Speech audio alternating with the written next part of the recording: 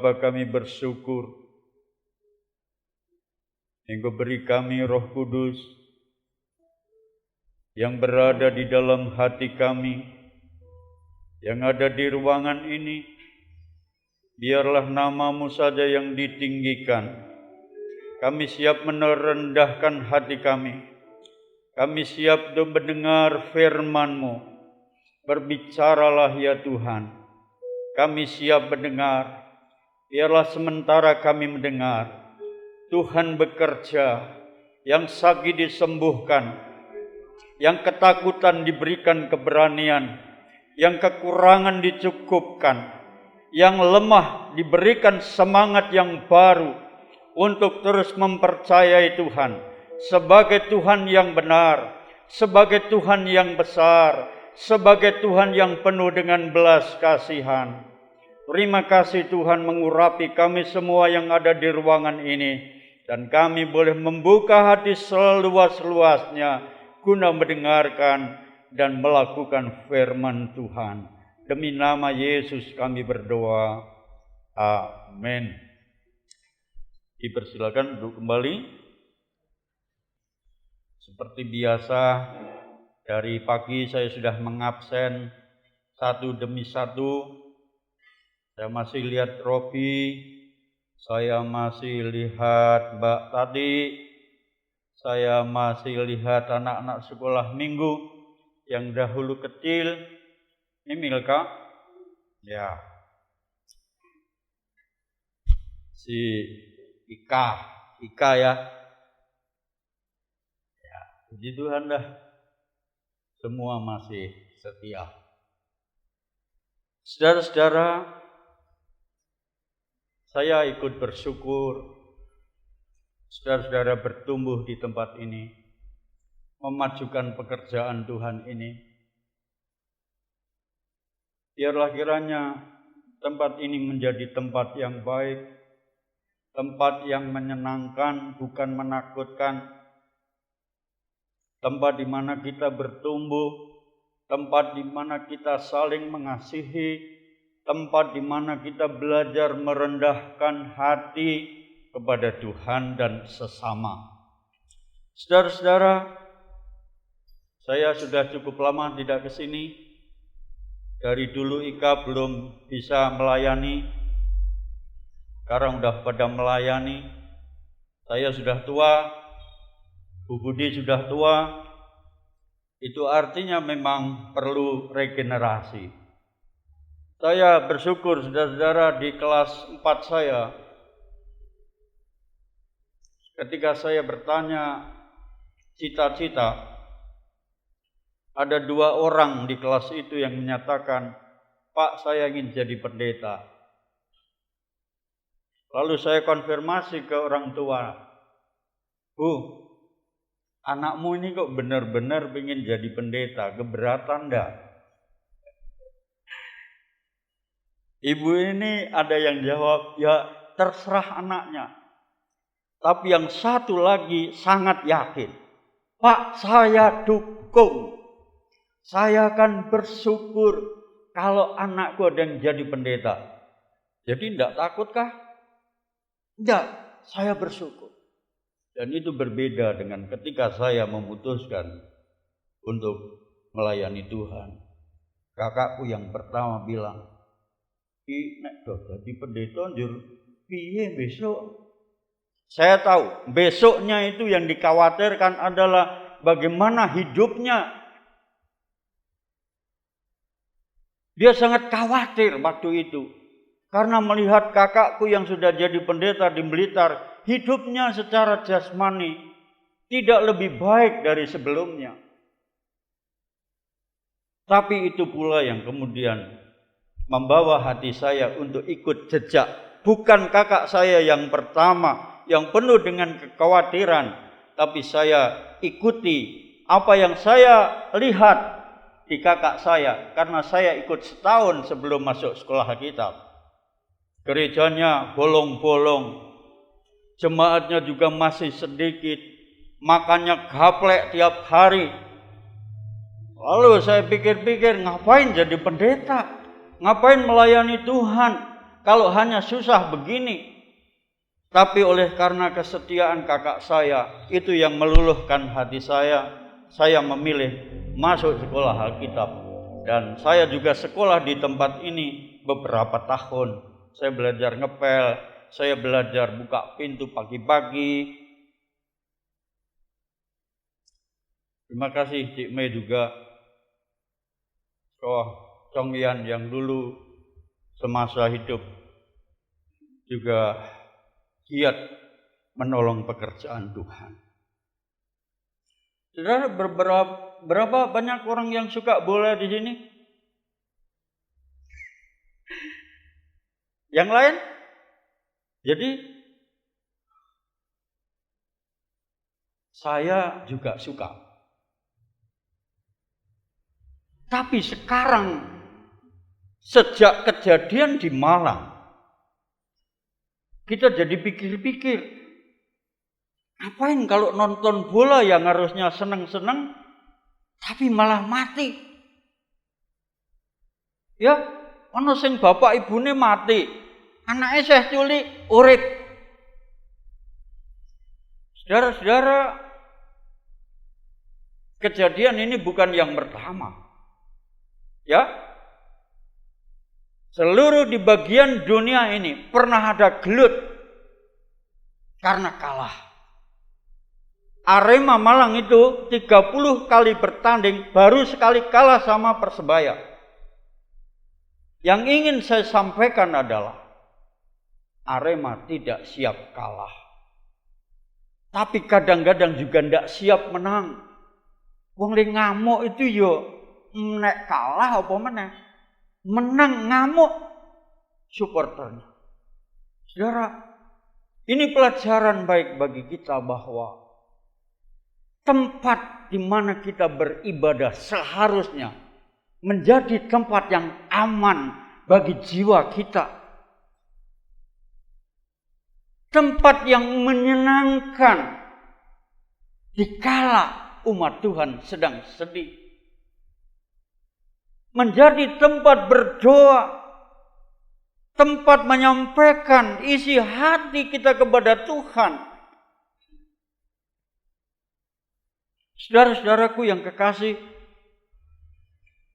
kita bersyukur kita diberikan Tuhan Yesus oleh Allah Bapa, dan hari ini kita masih merasakan bagaimana campur tangan Tuhan itu luar biasa. Saudaraku, menjawab kekhawatiran kakak saya yang pertama. Hari ini Tuhan balikkan.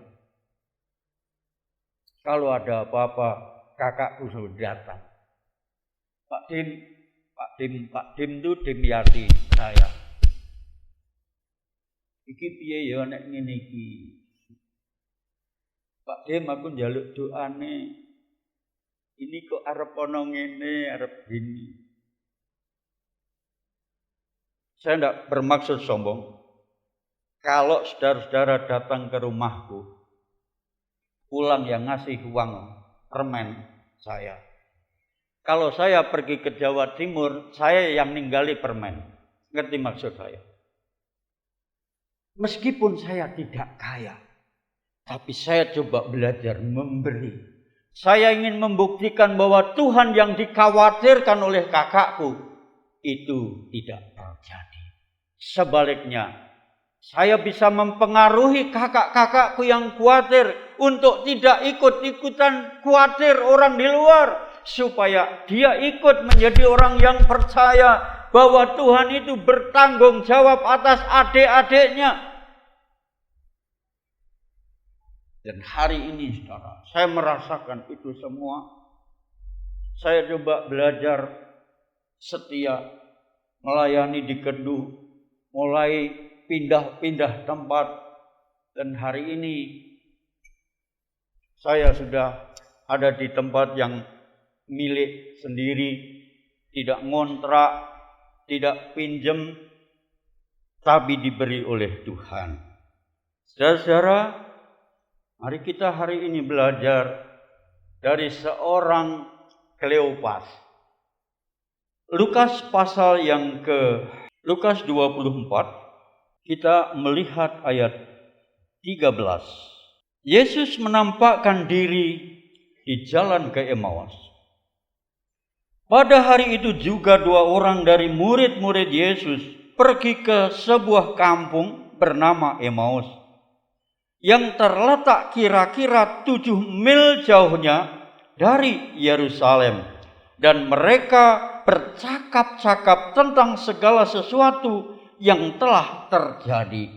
Ketika mereka sedang bercakap-cakap dan bertukar pikiran, datanglah Yesus sendiri mendekati mereka, lalu berjalan bersama-sama dengan mereka.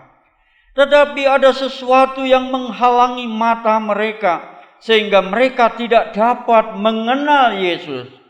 Lalu Yesus berkata kepada mereka, "Apakah yang kamu percakapkan sementara kamu berjalan?" Maka berhentilah mereka dengan muka yang muram.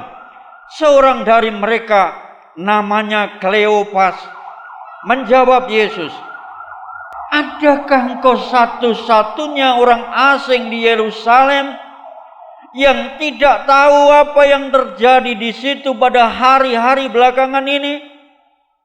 Kata Yesus kepada mereka, "Apakah itu?" Jawab mereka, "Apa yang terjadi dengan Yesus orang Nazaret?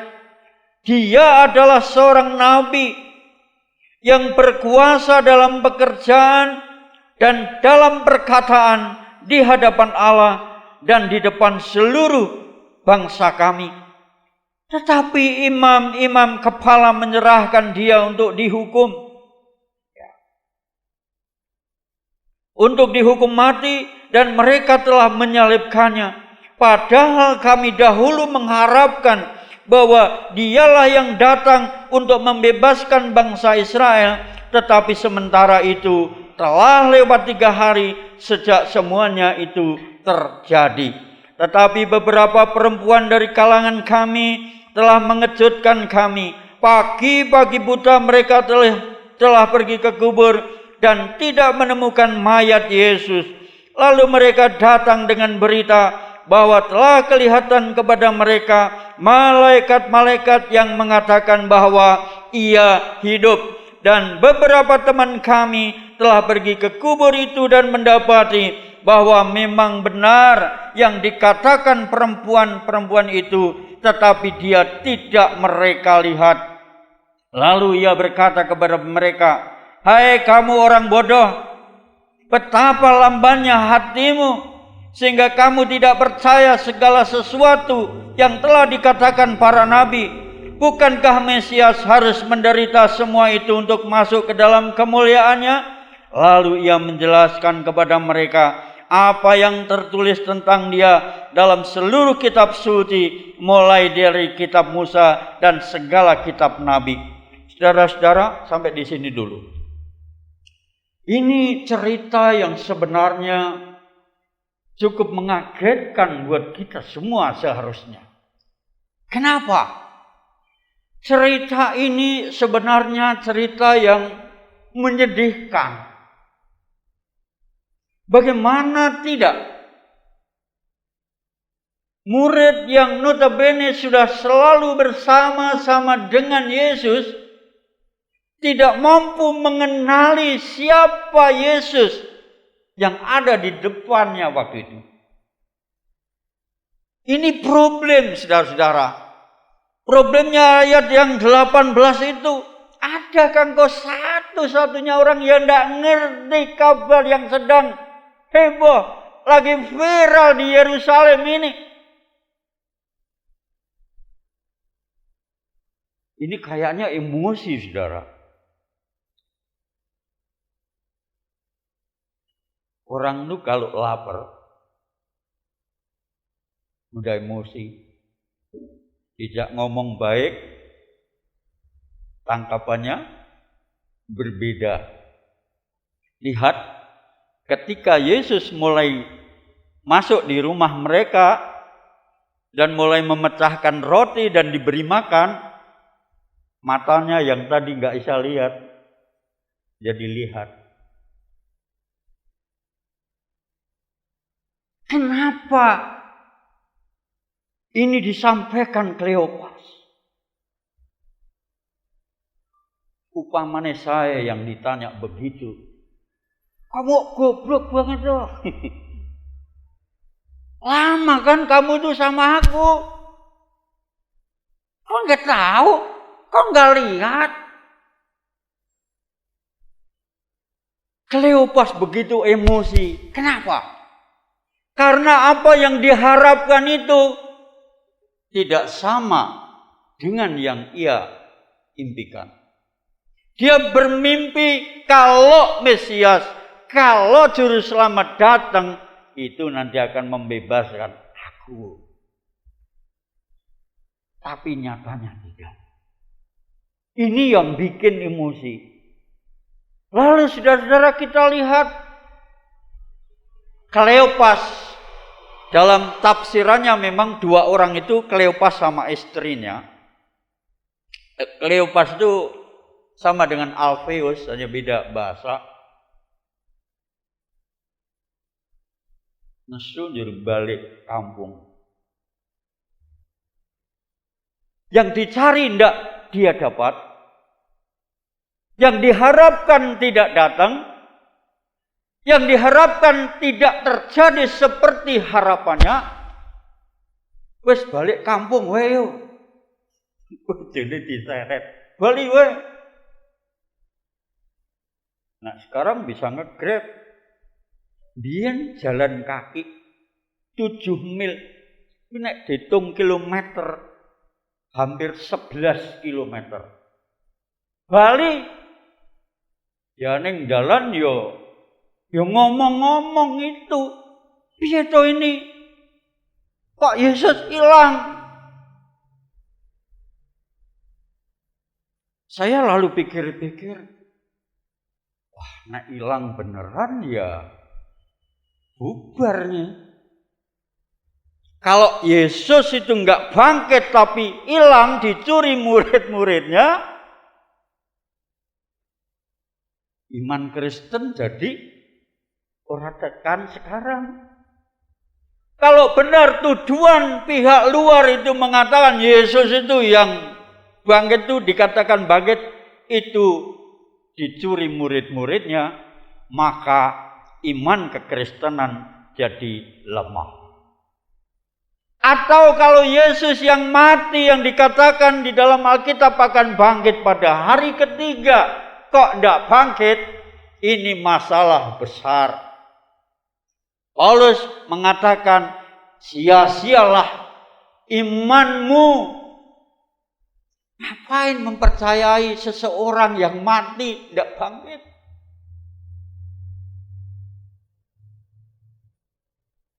Ini kalau di desa saudara-saudaraku,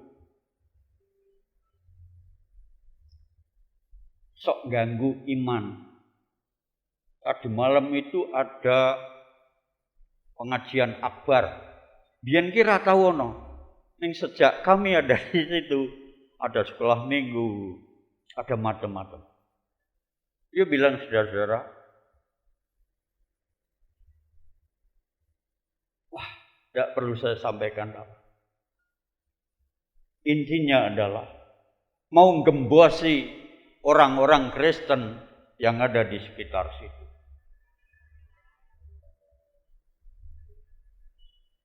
Makanya saudara-saudara, gembala jemaat harus lebih lagi dekat dengan Tuhan, lebih-lebih lagi membaca, meneliti firman Tuhan, supaya kalau datang hoax, datang berita-berita yang menyangkut iman Kristen, orang Kristen akan mendapat kekuatan. Tidak usah diserang macam-macam. Junake Kristen nggonmu ki Tuhane kok terlalu itu goyah. Aja dadi Kristen nek mati ndak dipenteng, goyah saudaraku. Ana meneh sing secara halus. Sampai tak gatekke anggar kemis kok saka nggone Dion kono gitu. Goa kitab nyopo berdoa. Lah warungmu ya sing ngono kuwi to. Iya, sagoyah saudaraku. Dia jualan rica-rica di jalan raya Kedu itu. Satu kali, ini suaminya belum percaya. Pokoknya angger dia suaminya datang ke tempatku, sudah dapat dipastikan Om minta doa, warungnya sepi. Dan berkali-kali habis doa, itu laris. Tapi beberapa hari kemudian dia datang lagi dengan berita yang baru. Om, sekarang itu orang mau beli kok. Tempat saya tulisi buka dan buka. Tapi kata orang-orang itu tutup. Bisa jadi enggak, saudara? Bisa. Lalu lakinya ini sempat goyah. Wah ini kok begini ya? Kok begini ya? Sing wedok kuwi wis ninggalkan Tuhan wis 8 tahun. Wis sempat pakai. Saya kaget. Kan kok kamu pulang? Saya sih kalau ada jemaat apa tuh metu gitu tuh, saya hanya bilang, yo nek sampean ganti ageman yo sing tenanan. Saya ndak ngutuk, kita ndak boleh ngutuk ya. Jemaat mau pindah barang ini jangan dikutuk, Bu. Karena saya mendengar ada pendeta nek jemaatnya pindah gereja dikutuk. Jangan ngutuk. Saya bimbing ini, Ibu, kamu terus kuat. Kamu terus berharap sama Tuhan. Kamu harus yakin bahwa Tuhan menyertaimu. Kalau kamu tidak laris baru 1, 2, 3 kali, 10 kali, terus semangat. Hari ini saudaraku, Tuhan berkati. Sing lanang itu sudah bilang begini, Om saya tuh jane mau ikut ke gereja. Dan apa? Ya saudara, Om tahu toh keluargaku itu kusuk semua, keras semua. Bapak Ibu saudara-saudara, hal-hal seperti ini orang Kristen harus tahu. Kalau Tuhanmu dibilang 3, gak usah goyah. Tuhan itu mau jadi 7, mau jadi 12, tidak ada yang sukar. Itu jawaban paling bodoh-bodohan. Yang mengatakan Tuhan itu 3 itu mereka, bukan kita, bukan kitab kita. Alkitab kita mengatakan, katakanlah Tuhan itu Esa, katakanlah Tuhan itu 1. Anjur nek dunekke nek dadi wong mati, wong Kristen dipenteng. Ora usah bingung. Mang dipenteng bener. Ya ada dong sing dipenteng dong. Sing dipenteng itu orang-orang sebelum Yesus dipenteng ki wis ewon, puluhan orang, pemuda-pemuda yang disalibkan karena kejahatan mereka. Jadi sebenarnya Yesus bukan satu-satunya. Tapi kalau kemudian Yesus kita lihat berdiri ada di sana,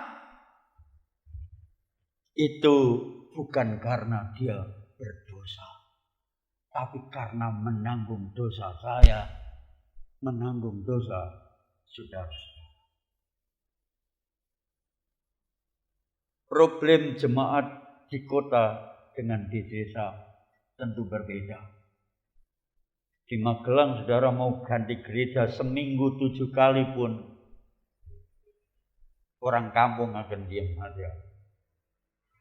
Tapi kalau di tempat saya di sini ini memutuskan jadi Kristen, RW sana pun ikut begini. Wah, kayak sakit jadi Kristen. Gua agar Bali saudaraku dibilang, wah kayak wong haleluya kayak Bali. Kayak wong haleluya kayak pulang.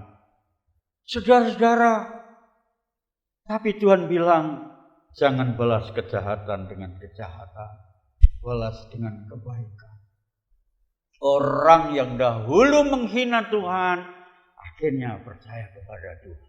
Saudara, ada banyak hal yang Kleopas di sini nggak mampu ia ketahui, sampai secara jasmani Yesus ada di samping pun tidak dikenalnya. Kenapa?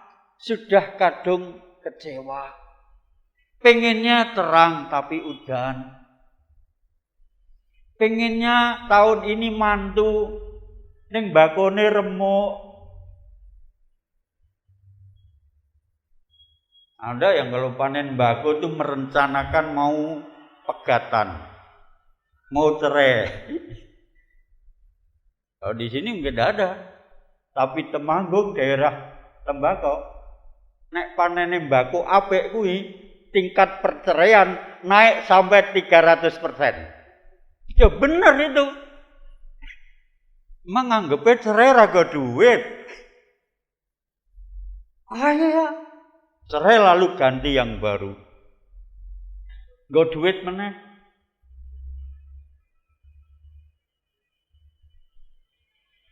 Kalau kekecewaan ini tidak diatasi, saya yakin Kleopas tidak akan pulang ke Yerusalem. Tapi ada sesuatu yang kemudian oleh Kleopas dilihat, duh, iki Yesus toh. Tadinya saudaraku dia sangat kecewa. Masa sih orang se-Yerusalem begini, ada berita viral kok tidak tahu. Yesus, kenapa toh? Loh Yesus yang mati ke hilang. Padahal Yesus ada di sebelah. Orang kalau lagi emosi itu, mbok sing di depannya mata sendiri tidak lihat. Balok yang ada di matanya sendiri pun tidak mampu dilihat kalau emosi. Kalau lapar. Saya belajar banyak dari Yesus. Kan Tuhan bilang, marilah kepadaku, belajarlah kepadaku, aku rendah hati. Yesus ditanyain gitu, ndak emosi. Dia bilang apa? Kenapa toh? Saudaraku, berbicara yang baik, berbicara yang benar, berbicara yang sopan, itu menyehatkan bagi orang yang sedang emosi. Tapi kalau orang emosi dijawab dengan emosi, tidak. Bapak Ibu saudara-saudara, dalam hidup ini banyak hal yang kadang-kadang menutupi mata jasmani kita, mata rohani kita, sehingga tidak mampu melihat bahwa Tuhan itu masih ada, bahwa Tuhan itu bersama-sama dengan dia.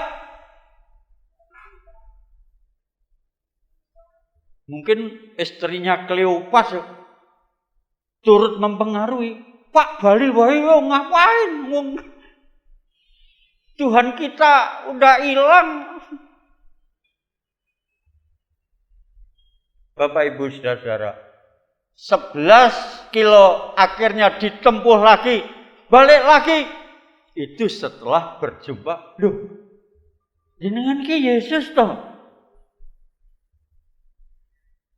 Bapak Ibu, apakah Pak Gideon, Pak Dimyati juga pernah mengalami seperti itu? Ya. Ya. Lumayan ada tahunan. Mana ini Tuhan yang besar itu? Mana ini Tuhan yang benar?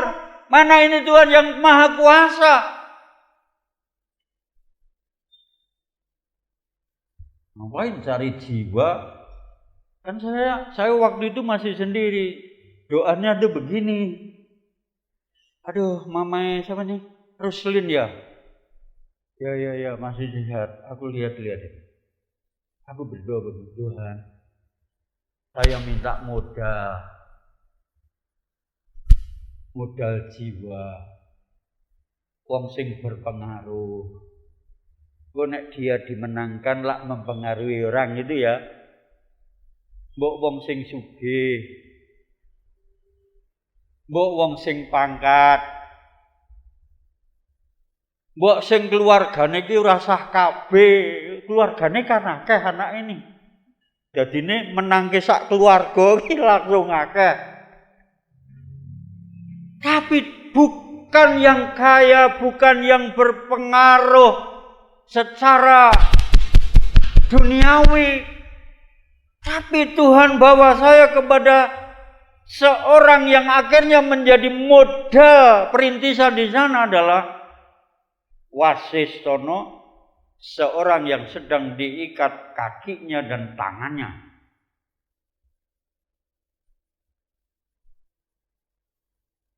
Lalu saya tuh lewat.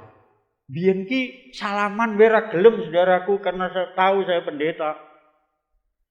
Tapi saya lihat itu di samping rumah seorang anak ini. Udah umur 18-an waktu itu. Bu, ini sudah berapa lama ditaleni? Wah pun jangu Pak, sok ngamuk. Daripada repot nanti bikin masalah, ya diikat sama bapak. Lalu, wah ini wani berdoa ora ini. Saya masih pendeta muda di sini. Tapi lalu kemudian, apa ini ya modal yang saya doakan kemarin? Kok begini? Kok orang miskin? Kok orang sakit? Tak wanek-wanek gitu. Saya pakai istilah tak wanek-wanek karena jane waktu itu saya tidak berani. Saya berdoa melek, saudaraku mau gini-gini. Ya mau merem aku tidak berani. Saya melek. Tuhan, kalau ini Tuhan mau sembuhkan dan jadi modal, jadilah enggak. Terus waktu itu Yul ikut pelayanan ke Kedu, saya ajak mampir ke sana, jur berdoa meneh. Sis, tangi sis. Mbah dilepas Mbah. Pak nganu lho Pak, mangke nek ngamuk pripun? Pun dilepas ya Pak. Tangane sik. Ya kayak ngombe. Kayak mangan Mbah, mangan. Bar ngono enten sisir mboten? Enten tak sisiri, diraupi. Bocah ganteng to kowe iki boleh. Ki guyu, tak unekke ganteng ki guyu saudaraku. Beneran. Habis gitu tuh mboke itu lah sakniki kok guyu, Pak. Ngerti dhewe nek wong Kedu muni guyu itu udah ngekek itu. Lalu tangga-tanggane pada ana apa kok heboh kok ribut. Pada datang Wasistono wis iso guyu. Saiki sikile Mbah copot. Lepasin. Orang tuh makin mundur gini. Tadinya tuh berkerumun. Kau mundur. Wasis berdiri, dia mundur. Bapak Ibu, Tuhan sudah tolong ini. Saya tidak bilang Yesus, aku muni Yesus wae. Lalu ini anak sembuh. Rumahnya di bawah kuburan Makukuhan. Saudara kalau mau pergi ke Kiai Makukuhan ya boleh, tapi lihat-lihat saja. Enggak usah minta di sana. Mari njur Mbak Yune. Buah ini tuh sing dulu kalau kongres ikut masak. sembuh, njur bapakne, njur kakangne melu ning gereja. Saya mau bilang, pengaruh kita terhadap diri kita, terhadap keluarga kita, terhadap orang lain, baik atau buruk, itu akan mempengaruhi. Dan orang disebut pemimpin itu kalau bisa mempengaruhi orang lain. Ya, saya berharap saudara jadi orang yang berpengaruh baik. Kleopas, saudara-saudaraku, ketika dia sudah sadar, sudah lihat Tuhan, sudah kembali kepada Tuhan, dia mempengaruhi yang lain, ngajak-ngajak, ayo beritakan kabar Injil ini. Injil yang kemarin itu ternyata keliru. Karena apa? Injil menurut diriku sendiri. Ayo, itu wong Kleopas ngerti. Nek Yesus itu penolong, maha kuasa, gini. Tapi ketika ndak datang menolong, nah itu Injilnya Kleopas. Sekarang Injil yang benar, bahwa Yesus benar-benar sudah bangkit. Itu kemudian diwartakan kemana-mana. Pengaruh baik ini. Ya, Kleopas waktu dipenuhi dengan pengaruh negatif, mempengaruhi negatif, kan melu lemah. Ning ketika Kleopas bangun, kan dikatakan di dalam Alkitab, bangunlah mereka, ya setelah dikasih makan tuh bangun, semangat. Lalu bilang-bilang, saksi itu kan ngomong-ngomong kemana, diceritakan tentang Injil kebenaran ini.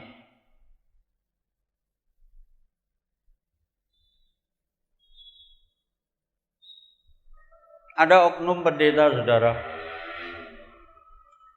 Kalau kebaktian itu duduk di depan, tapi nek nyanyi, ora melu nyanyi.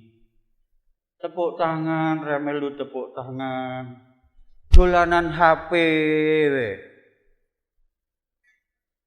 Sampai ada yang bilang,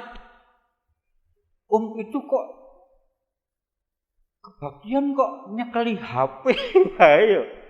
Nek ngene iki berarti apa? Ya mbah bukai WA, mbah delok Facebook. Coba kalau saya berdiri di situ, nyanyi ndak nyanyi, tepuk tangan ndak tepuk tangan, pengaruh ndak belakangnya? Oke, pendeta nih orang nyanyi, pendeta nih dolanan HP. Ini fakta. Saudara-saudara, perhatikan baik-baik.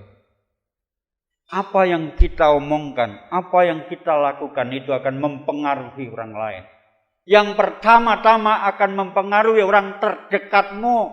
Siapa? Bojone. Untung Ayub yen ora terpengaruh gitu. Wes tinggalkan, ndak usah melayani Tuhan. Ngapain? Tapi Ayub tetap sabar. Ayub tidak marah-marah.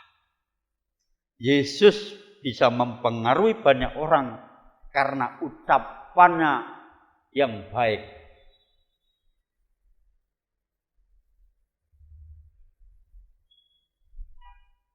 Apa yang kita berbuat itu kadang-kadang secara tidak disadari akan terpindahkan kepada orang terdekat kita. Nek bapake gawehane ning omah ki ngene, ngerokok, njur ngomong karo putrane, "Le aja ngerokok ning karo ngene." Saya pertemuan dengan Pak Polisi siapa tuh kemarin di Dinas Pendidikan sini. Dia bilang, kebetulan saya datang lebih dulu lalu ketemu beliau ngomong-ngomong, "Pak Gideon," setelah kenalan, Sekarang ini bocah SD kok wis ngerokok, Pak. Cah wedok sisan, Pak. Cah SD kok wis dugem, Pak. Cah SD kok wis tawuran, Pak. Lalu tanya, apa Pak kira-kira penyebabnya? Saya bilang dengan geguyon, ya memang bakat, duwe bibit.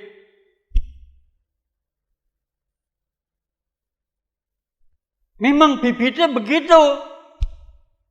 Ya, mulai ngerokok, mau nih mung juga bapak nih.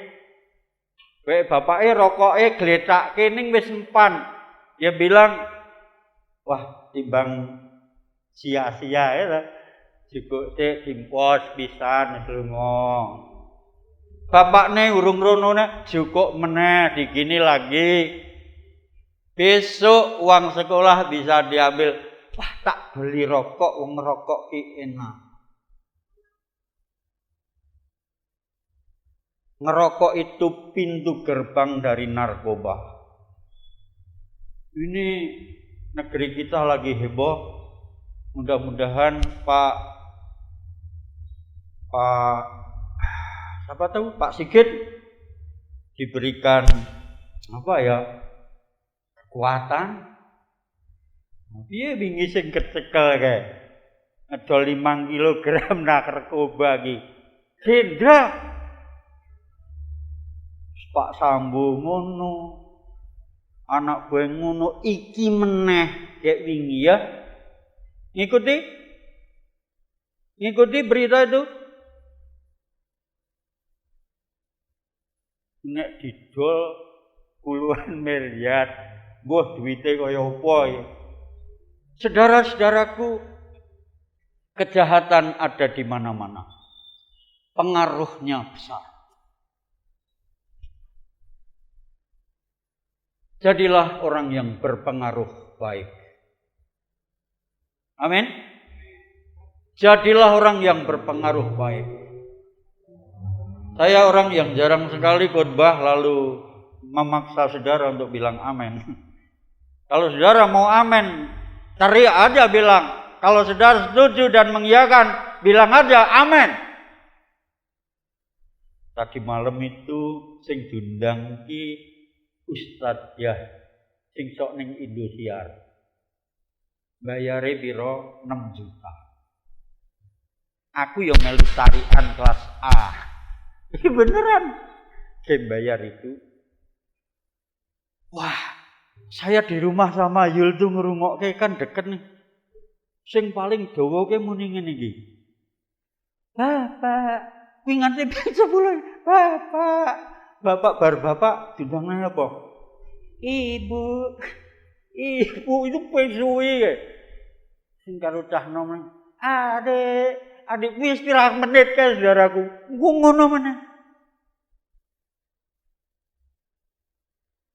3 hari yang lalu saya melayat di tetangga seperti biasa. Mereka bilang kalau mau diangkat kayak gitu toh.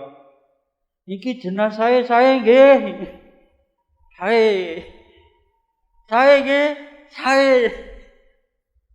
Baik ya, baik. Nek ini kita kan ada gitu ya. Ilah kae iki nek jemaat kita iki delalah pas arep mati itu pas jahat. Wong kampung do ngerti kabeh anjir pendetane. Ini saya nggih. Kan ada ya pendeta khotbah. Kalau orangnya baik tidak apa khotbah tentang latar belakang. Wah Bapak ini luar biasa. Waktu masa hidupnya juga melayani, menopang pekerjaan Tuhan, juga besuk. Tapi nek wonge delalah kebetulan kok ora becik. Lah saya ngomong ini baik ya. Wah, saudara-saudara. Jangan. Kalau baik, ya baik. Kalau dulu ndak baik, ya memang dulu ndak baik. Makanya saudara-saudara, saya dan saudara harus gunakan setiap kesempatan yang Tuhan berikan. Ini hidup kesempatan. Tuhan selalu memberikan kesempatan yang kedua, yang ketiga. Kalau saya baca kitab Filemon kadang-kadang, ngapain sih Paulus kok mati-matian menyuruh agar Onesimus diterima? Cah nyolongan kok. Jadi pembantu nyolongan kok. Iki kok majikannya kon nompo lagi. Sampai Paulus bilang, nek dia Onesimus sudah merugikan merugikanmu, sudah berhutang sama kamu, aku yang menanggungnya. Dan Onesimus menggunakan kesempatan dengan baik. Dan akhirnya apa? Jadi orang yang berguna bagi Paulus, bagi majikannya, dan bagi sesamanya. Adakah keluarga Mbak Pupung di sini? Tidak ada. Siapa kenal suaminya? Pak Mika Paryoto? Tahu ya? Kuwi saudaraku mbiyen pelayanan ring kene sedelo pindah, urung setahun pindah. Sampai teman-teman pendeta dibelah. Kayak iki memang kaya ngono. Sekali jemaat bubar. Sampai BPD ini bilang, wah piye kuwi yo. Komen pindah gereja wae lah. Pindah organisasi ora GEJA.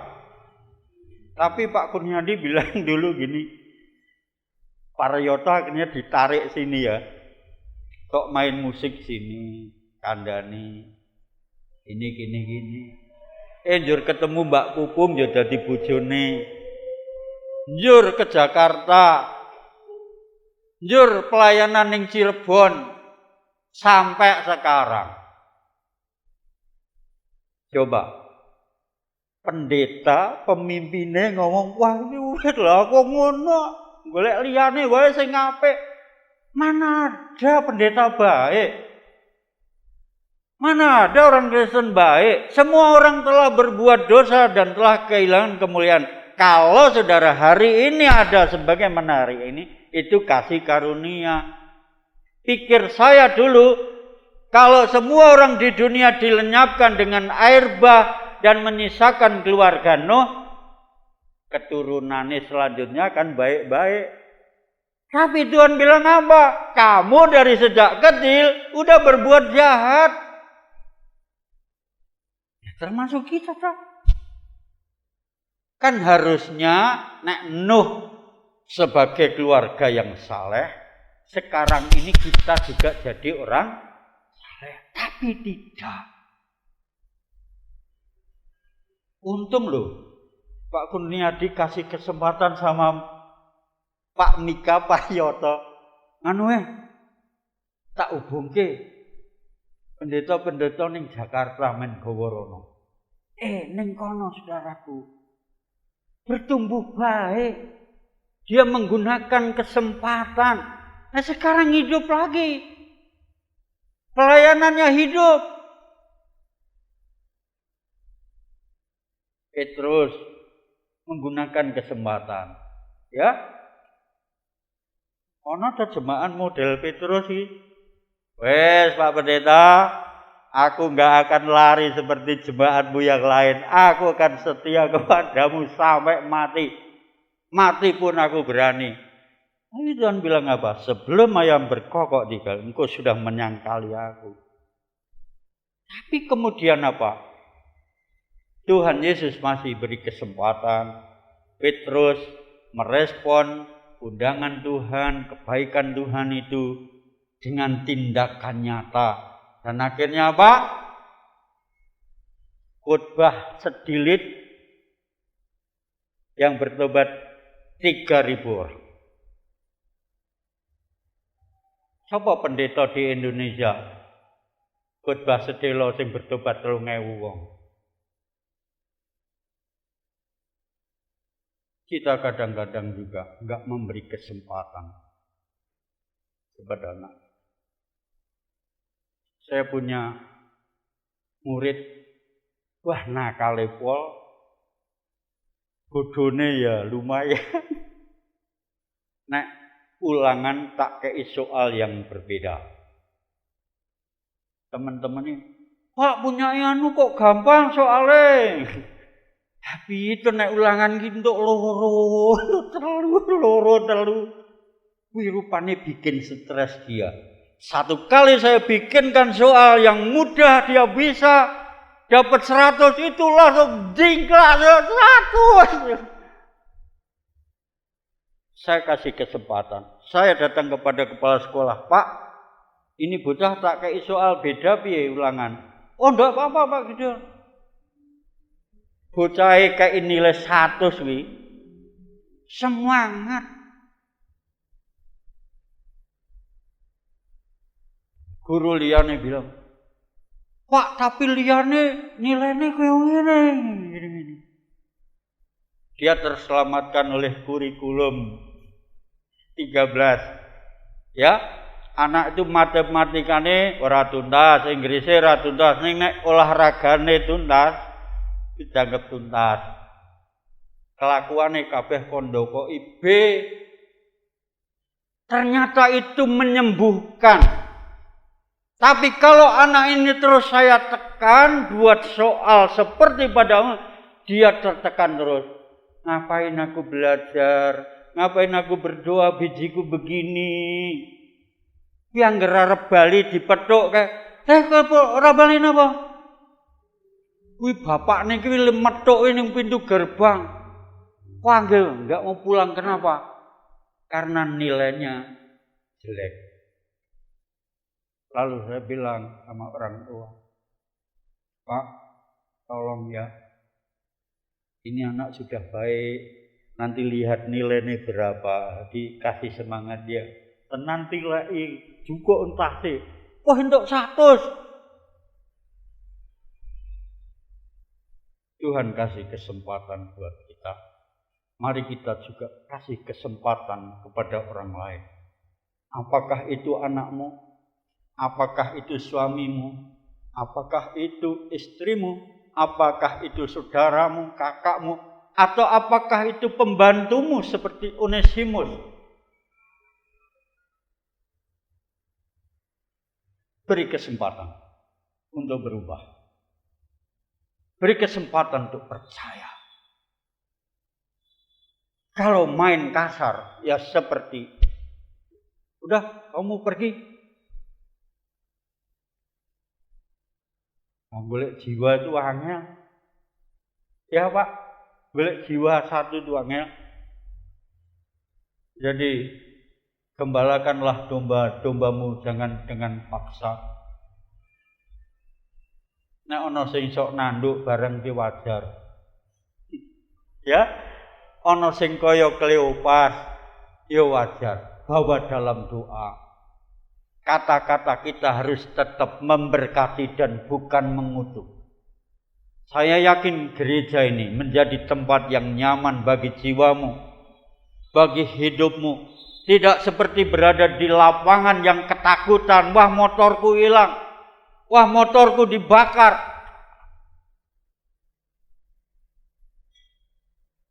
Tenang.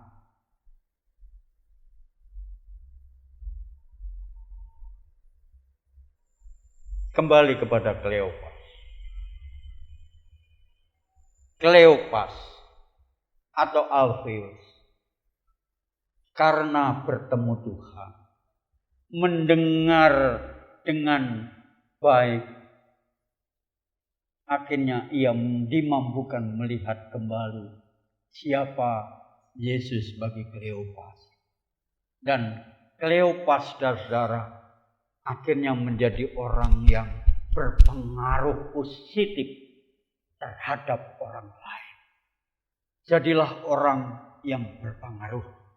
Jadilah pemimpin-pemimpin yang dapat mempengaruhi yang baik. Saudara mungkin berkata, aku bukan pemimpin. Saudara semua adalah pemimpin. Amin. Pemimpin keluargamu. Pemimpin anakmu. Jadi pemimpin itu bukannya pemimpin partai. Jadi Pak RT. Kelas 4 takoni RT singkatan apa kok ora ngerti. Ana cah Bunda Wacana di sini? Oh, enggak datang. RT singkatan apa, Pak? Rukun tetangga. Nah, Mbak Ishak, Ci Ishak.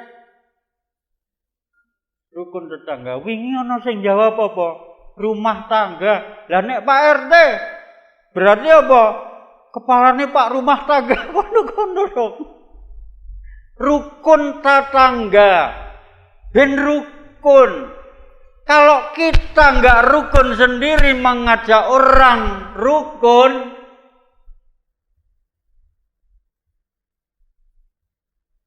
Kleopas saudara menjadi kecewa karena harapan dia nol. Apa yang diinginkan dari Tuhan tidak datang, maka dia kemudian meninggalkan Tuhan sementara. Tapi rupanya Tuhan itu mendatangi dia meskipun tidak diketahui.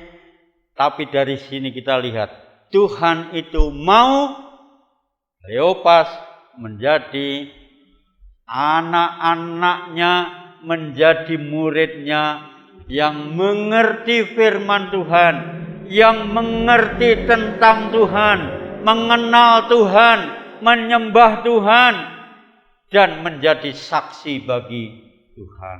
Saudaraku, kalau di stadion menakutkan, di mana lagi yang menakutkan? Ning dalan. Aku ya sok ngenai kesempatan, tak reteng kiwa silahkan. Nek sok ngenai kesempatan orang lain, kiyo dinai kesempatan. Tapi kadang juga kita sering kasih kesempatan, kita ndak diberi kesempatan. Tadi saya sarapan bubur di ning Temanggung.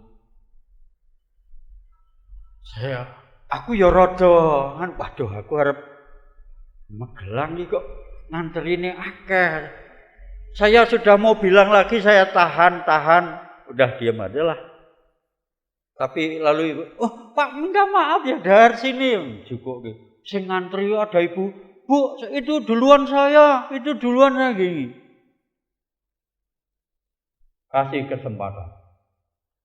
Nek ono ambulan kasih kesempatan. Saiki kan orang. Nek ono ambulan kasih kesempatan lebih dulu. Apa nek wong iki parah, burung mati. Kasih kesempatan, saudara minggir. Ini pelajaran buat kita. Mau kita bicaranya juga bicara seperti Yesus. Bicara yang lemah lembut. Bicara yang memberkati. Di jalan juga begitu. Terus mobilnya ditulisi, haleluya. Tapi ning dalan begini. Helmnya wis ditulisi, Yesus adalah jalan kebenaran dan hidup. Simbole helm ditulisi gambar ati, mobile gambare burio, gambar salib karo hati. Tapi sing nyupir biayaan. Saya respek sih sama si yang jual rica-rica tadi itu. Ya. Dia tuh berkali-kali ngalami mujizat Tuhan. Orang anggar bar tak doake mesti laris. Sampai aku nek beli, aku tetap bayar. Aku bayar. Aku ndak mau jadi pendeta terus kemudian aku dimurahi dong. Atau aku belanja ning toko bangunan. Pak ini untuk gereja Pak. Saya hamba Tuhan. Ben dikai miring. Jangan saudaraku. Pak saya orang Kristen loh. Sampean lak Kristen dong. Murahi aku. Jangan begitu supaya kamu tidak dianggapmu men kajen maksudnya ini.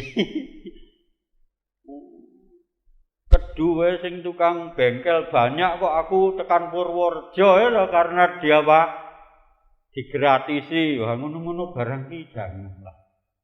Bayar. Sekali-sekali aku rakon bayar, ya. Bapak Ibu Saudara-saudara,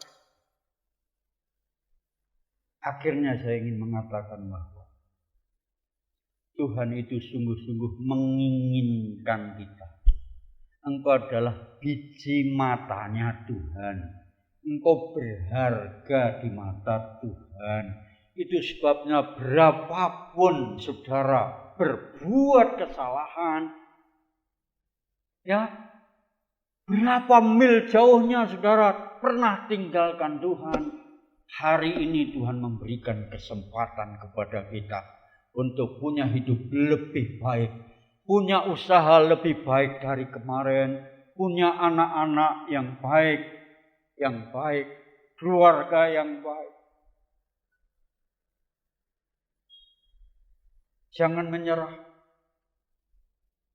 Terus semangat. Kleopas semangat. Ya. Lingkungannya jadi semangat. Bapak, saya belum kenal Bapak. Jadilah orang yang berpengaruh di tempat ini.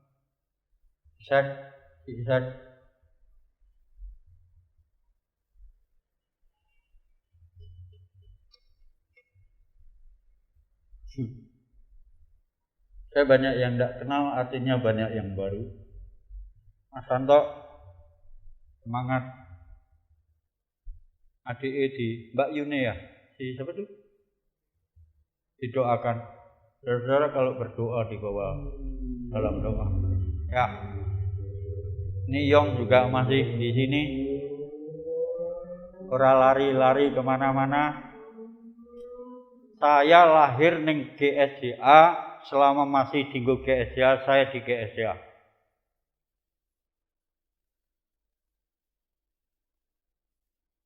Pokoknya nek melayani tujuannya ojo duit, udah. Nek tujuan melayani golek duit, kecewa. Udah layani saja. Saudara melayani. Saya yakin saudara-saudara sudah melayani Tuhan dengan mengorbankan sebagian hartamu, uangmu. Nanti Tuhan ganti. Ya, amin. Untuk pembangunan tubuh Kristus. Kita sampai jam berapa? 10? 11? Oh 12 ya. Pokoknya pendeta ini nek suwi ora rene iki ngomong. Tapi saya harap saudara menangkap poin-poinnya, ya, bahwa Tuhan memberikan kesempatan yang sama kepada saya dan kepada saudara.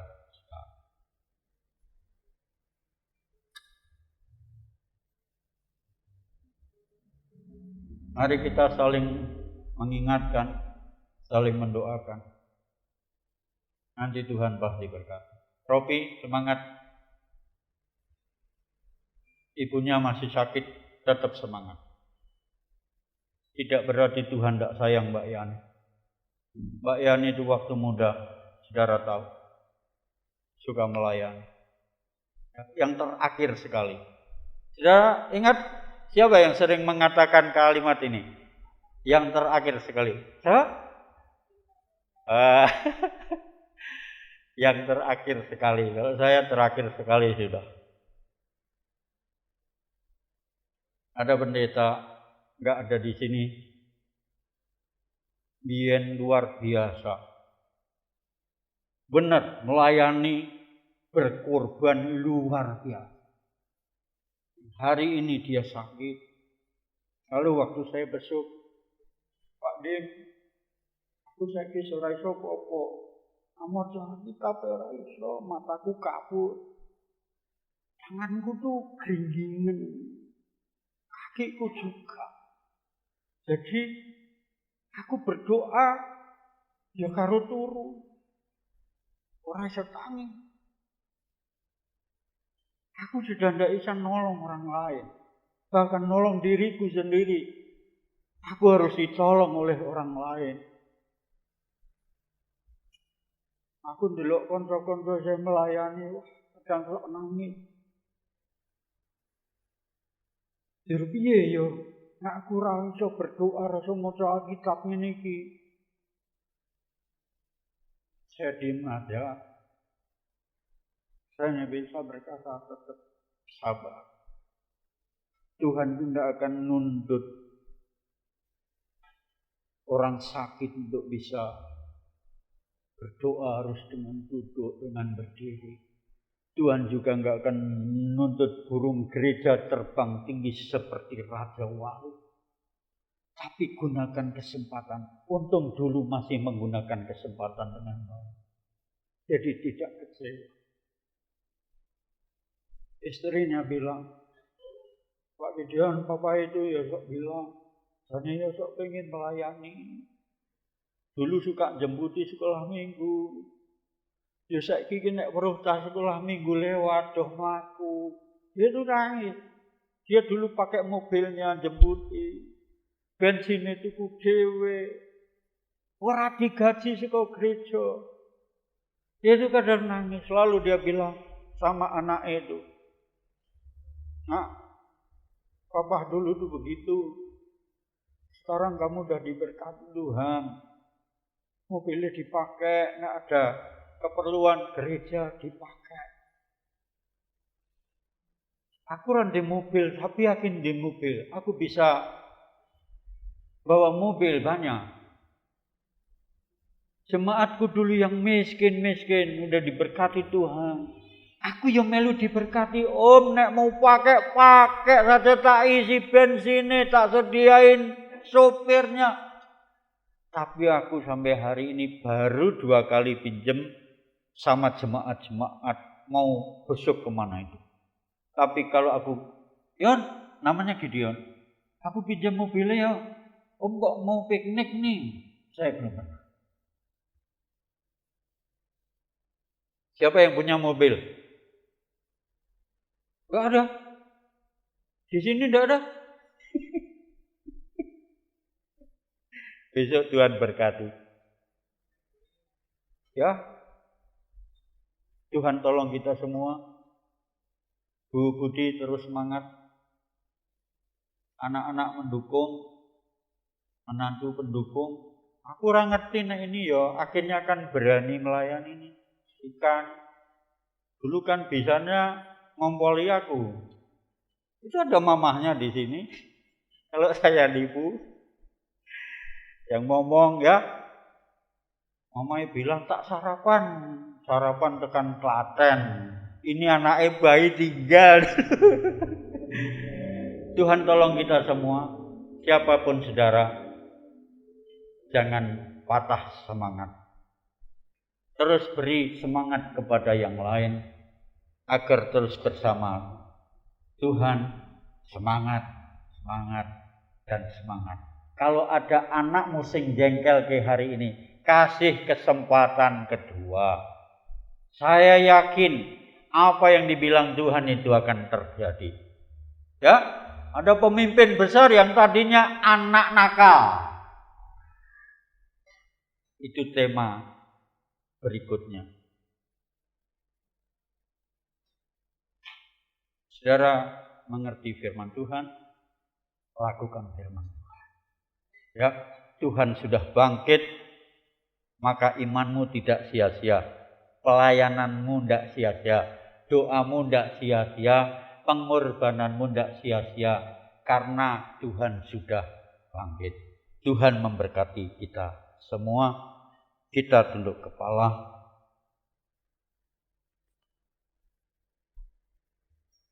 Mari kita nyanyi.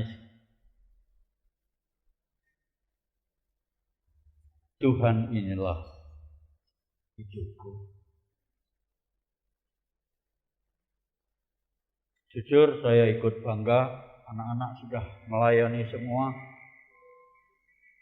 Terus rendah hati, main musik yang rendah hati, jadi jemaat rendah hati, jadi gembala yang rendah hati.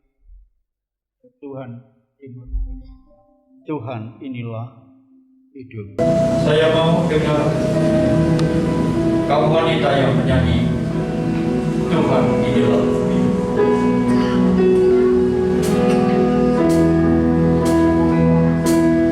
Persembahkan pujian ini kepada-Mu.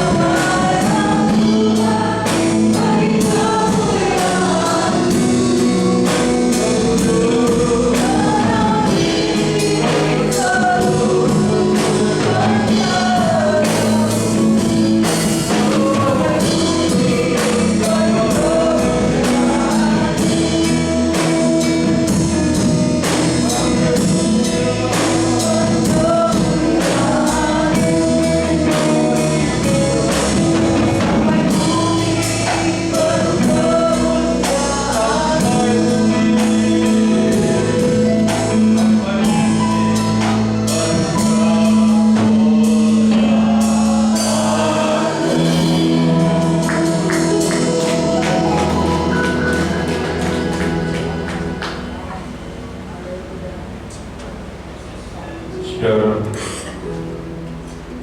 engkau sedang berbeban berat.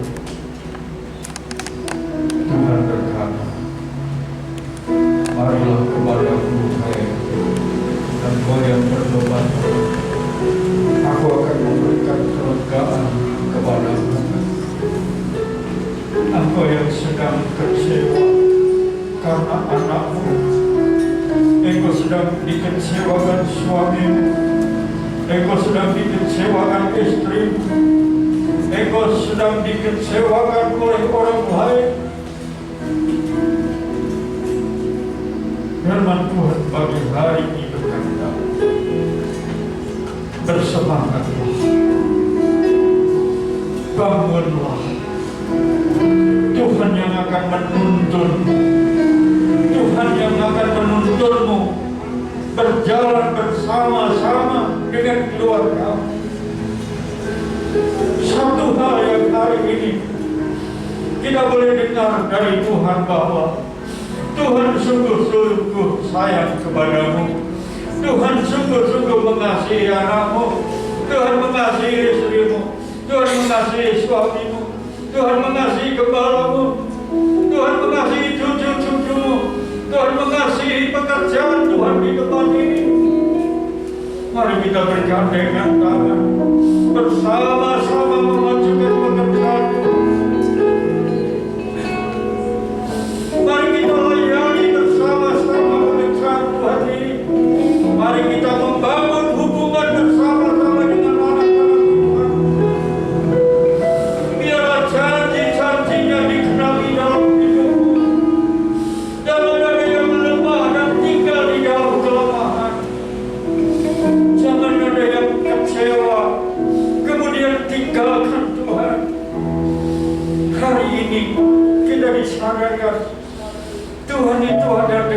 dengan kita. Biarlah segala penghalang-penghalang itu disingkirkan oleh Tuhan dan beri kesempatan. Gunakan kesempatan selama masa kita ada. Kami berdoa, mohon berkat pertolongan Tuhan untuk setiap hati yang terangkat pagi hari ini. Roh Kudus jamahlah mereka. Hanya dekat Allah saja kami boleh tenang, dan dengan hati yang tenang kami boleh bisa berdoa. Kami bisa mendengar suara Tuhan. Kami boleh tahu, kami boleh merasakan penderitaan orang lain, peka terhadap kebutuhan orang lain. Biarlah selama kami sehat, kami boleh memakai hidup kami, tubuh kami, harta kami untuk kemuliaan-Mu. Talenta yang Tuhan beri kepada kami, kami boleh pakai untuk kemuliaan Tuhan. Memberkati gereja Tuhan di tempat ini, memberkati gereja Tuhan yang ada di kota Magelang, supaya berpengaruh positif dan banyak jiwa dimenangkan. Terima kasih Tuhan. Segala puji hormat bagi nama-Mu. Dalam nama Yesus kami berdoa.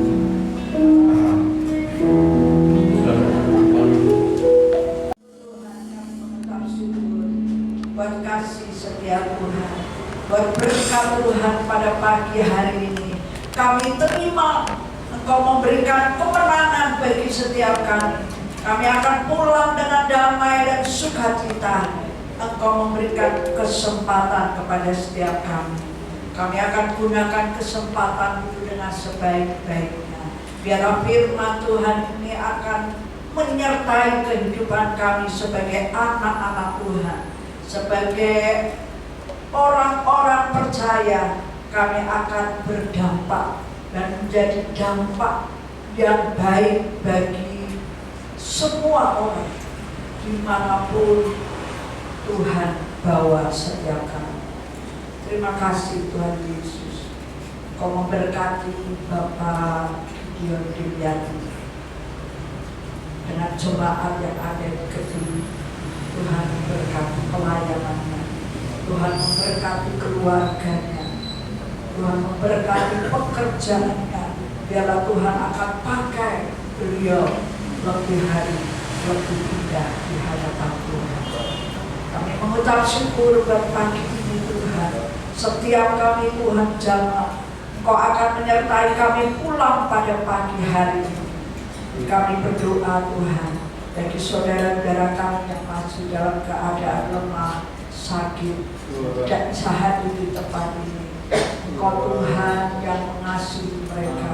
Engkau menjamah dengan kuasa Tuhan. Kami percaya Tuhan akan pulihkan, Tuhan akan sembuhkan, dijamah dan diberi kekuatan dari Tuhan, supaya mereka bisa kembali beraktivitas melayani Tuhan. Terpujilah bagi nama Tuhan.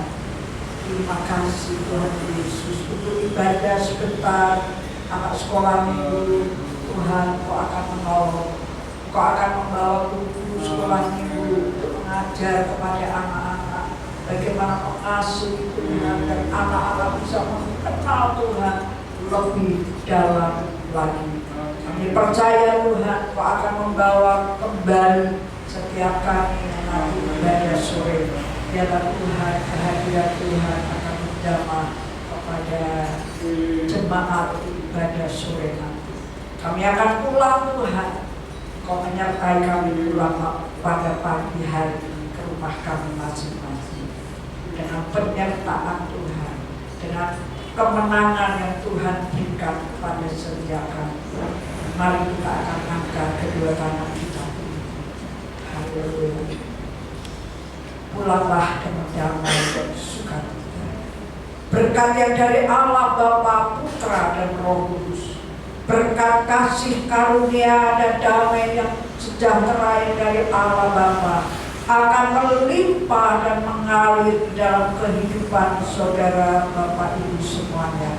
Mulai pagi hari ini sampai Maranatha Tuhan Yesus datang yang kedua kali untuk menjemput saudara dan saya. Haleluya. Amin.